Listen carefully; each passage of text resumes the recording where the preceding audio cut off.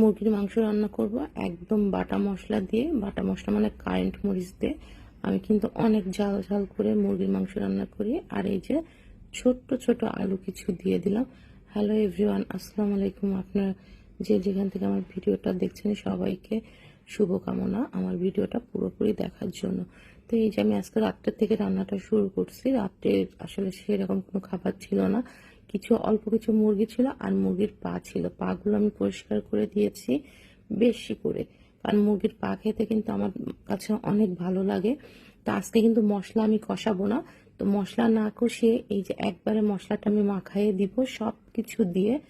আদা রসুন বাটা মানে যা যা মাংসে লাগে সব কিছু দিয়ে তেল দিয়ে কড়াইতে বসিয়ে দিয়েছি। তো এইভাবে রান্না করে খেয়ে দেখবেন, এইভাবে রান্না করে খেতে কিন্তু মাংসটা অনেক মজা হয়। যেমন আমরা গরুর মাংস বসাই দিই, তো আমি যেহেতু কারেন্ট মরিচ দিয়েছি কালারটা কিন্তু অসাধারণ একটা মানে কালার আসছে। আর খাওয়ার সময় যে কি পরিমাণে ঝাল হয়েছিল, ঠান্ডার মধ্যে কিন্তু খেতে ভালোই লাগছিল। আর এটাকে ভালো করে কষাতে হবে, যেহেতু ফার্মের মুরগি। আর ফার্মের মুরগিটা যদি আপনি ভালো করে কষিয়ে নেন তাহলে খেতে কিন্তু অনেক মজা হয়। অবশ্য অনেকে অনেকভাবে রান্না করে, কিন্তু আমি সাধারণত চেষ্টা করি যখন মানে সহজে কিছু রান্না করার। তো আমার কাছে এখন মনে হচ্ছে এটা আমার কাছে সহজ, তো আমি এইভাবে কষিয়েছি। আর এইখানে না আমি কষানোর জন্য আগে একটু পানি দিয়েছি, অল্প করে কষানো পানি দিয়েছি যাতে এই পাগুলো সিদ্ধ হয়ে যায়, যেহেতু পা দিয়েছি আজকে অনেকগুলা।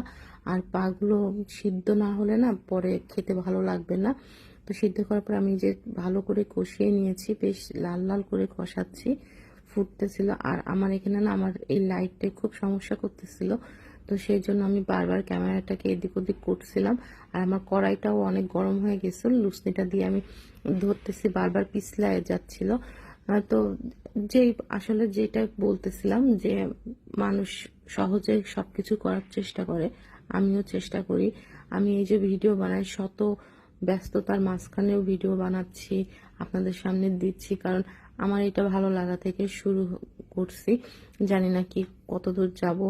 আর এই যে আমার রান্নাটা প্রায় শেষের দিকে আসছে, আমি ঝোলের পানি দিচ্ছি আর আমার বিড়ালটা চলে আসছে, কারণ ও তো দেখতে হবে আমি কি রান্না করছি।